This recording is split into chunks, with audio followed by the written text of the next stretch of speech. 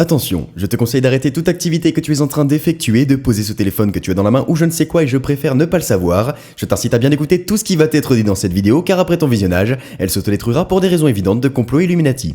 Merci. Bonjour à tous, c'est Léo Duff. Le sujet dont je vais vous parler aujourd'hui, je le fais sous la contrainte. Depuis que j'ai commencé à parler d'Apple en vidéo, je pense avoir reçu toutes les critiques possibles et imaginables. Mais il y a une critique qui revient très souvent. Ce sujet, vous en avez déjà très certainement entendu parler, ne serait-ce que dans le titre de cette vidéo, et c'est déjà trop. Il s'agit de l'obsolescence programmée, putain de bordel de merde. Je reçois régulièrement des menaces de mort me disant que je parle de ce qui m'arrange, mais jamais de l'obsolescence programmée, alors que ça révélerait au monde le mensonge dans lequel la société de consommation nous enferme. Et quand je vous dis régulièrement, un compte Twitter en a fait sa spécialité en me le rappelant toutes les semaines. À ce propos, désolé de t'avoir bloqué, poto, un conseil si vous voulez me harceler, ayez au moins l'amabilité de mettre une fille sexy en photo de profil histoire que ça apporte un peu de couleur à mes mentions. Avant d'en parler, qu'est-ce que l'obsolescence programmée? L'obsolescence programmée est un terme qui désigne les moyens utilisés par une marque ou une industrie pour réduire la durée de vie d'un produit afin d'en augmenter les remplacements, donc les ventes. En gros, ça serait un complot visant à programmer la mort des produits que tu achètes afin que tu aies rapidement besoin d'en changer et donc un moyen pour les entreprises de s'en mettre plein les poches. Ça fait un peu théorie du complot inventée par des mecs qui n'ont que ça à faire et qui voient le mal partout dans la société, mais en fait non. L'obsolescence programmée existe bel et bien.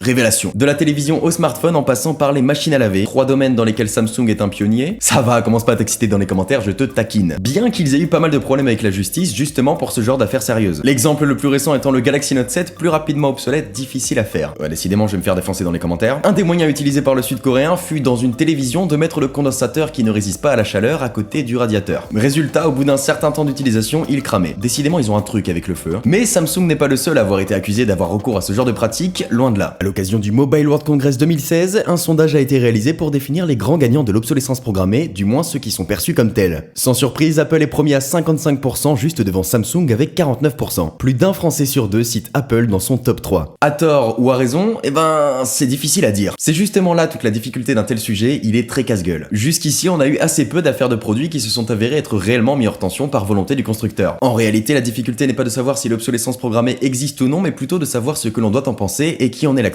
Il faut aussi en avoir une définition précise. Je pense que les ampoules que j'achète en supermarché pourraient durer bien plus longtemps qu'elles ne le font déjà avec un peu plus de volonté de la part du constructeur. Mais je ne m'en plains pas car ça relève de la logique. Il faut bien que ces entreprises vivent et donc fassent tourner le marché quitte à perdre un petit peu d'honnêteté vis-à-vis du consommateur. Vous avez peut-être déjà entendu cette histoire dans une caserne de pompiers de New York où une ampoule est allumée depuis 1901, 24 heures sur 24. On peut croire à de la magie mais il n'en est rien. L'obsolescence programmée aurait été mise en place au début du XXe siècle en diminuant le potentiel des ampoules électriques. En achetant un produit, vous devenez acteur de ce système et signez un contrat avec le producteur en déclarant que vous acceptez ces méthodes. Selon cette idée, l'obsolescence programmée est donc une concession que font le fabricant et le consommateur pour maintenir l'industrie. L'obsolescence programmée sur des ampoules, c'est bien beau, mais parlons de ce qui nous intéresse vraiment, les smartphones. C'est la catégorie de produits qui occupe la première place dans ce que les sondés voient de cette pratique et c'est également ce dont vous me parlez le plus. Je vais essayer de ne pas me centrer que sur Apple, mais un peu quand même. C'est apparemment le leader de l'obsolescence programmée, alors pourquoi s'en priver? C'est marrant parce que j'ai toujours entendu ça, c'est l'un des arguments anti-Apple phares, mais j'ai jamais eu de preuves concrètes. C'est plus une légende urbaine, un ressenti du non-consommateur qui au travers de courageuses revendications sur internet tel Che Guevara 2.0 vient dévoiler au monde le mensonge dans lequel il vit. Des on-dit qui au fil des années sont rentrés dans la conscience collective et sont devenus des faits bien qu'ils n'aient jamais été avérés. Et ces légendes urbaines sont renforcées quand un média se décide à traiter le sujet sans vraiment le travailler mais au moins c'est sûr, ça va cliquer. C'est je pense dans cette optique, du moins j'espère qu'il n'était pas journalistique que Konbini s'est mis à écrire un article révélant la durée de vie de l'iPhone, avec un titre qui glace le sang. Dans cet article, paru il y a 6 mois, l'auteur s'appuie sur une FAQ d'Apple à l'occasion de son opération pour l'environnement. Elle y explique qu'Apple a donné un indice concernant la durée de vie des Mac et iPhone qui serait de 3 ans pour l'iPhone et de 4 pour le Mac. Elle cite « La durée de vie de nos produits qui est calculée à partir du premier utilisateur est censée être de 4 ans pour des appareils fonctionnant avec les systèmes d'exploitation OS X et tvOS et de 3 ans pour les appareils fonctionnant avec iOS et watchOS. » Jusqu'ici tout va bien, l'article est honnête et semble être de bonne foi jusqu'à ce qu'on aille chercher un peu plus loin sur le site d'Apple, où il est écrit « Au terme de notre évaluation, nous pouvons déterminer la durée d'utilisation du premier propriétaire de l'appareil de façon conservatrice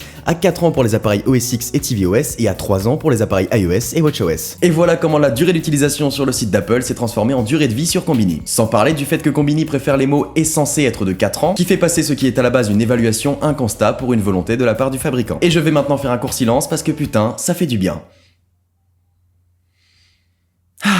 Cette nuance est importante car elle montre bien que ce n'est pas le produit qui lâche le consommateur, mais bien l'inverse. Quelque chose d'obsolète, ce n'est pas quelque chose qui n'est plus utilisable, mais quelque chose que les gens n'utilisent plus. Et ce, pour une raison très simple, il y a mieux. Plus de pixels, plus de finesse, plus de puissance, une nouvelle couleur, tant d'innovation qui justifie forcément l'achat. C'est comme ça que votre iPhone se retrouve sur le bon coin ou dans les mains de votre petit cousin. Petit cousin qui sera très content d'apprendre que Konbini est en fait juste mauvais en anglais. Au final, l'obsolescence programmée n'est pas une détérioration du matériel, mais plutôt une mise à jour régulière de ces derniers. Et quand on voit qu'à peine l'iPhone 7 sorti, il y a déjà des rumeurs sur le 8, je ne suis pas sûr que le côté annuel de la chose dérange grand monde. En tout cas, il vaudrait mieux pour les marques que ce soit dans ce sens-là, car cette pratique est désormais punie par la loi. Étant naturellement attiré par la nouveauté, le petit plus qui fait qu'on va se la péter, la nouvelle couleur qu'on a envie de montrer ou la fonctionnalité avec laquelle on a envie de jouer, nous sommes à la base de tout ça. Dans ce cas, est-il bien cohérent de critiquer un système dont nous sommes les principaux acteurs? Je te laisse me dire tout ça dans les commentaires. Merci à tous, c'était Léo Duff.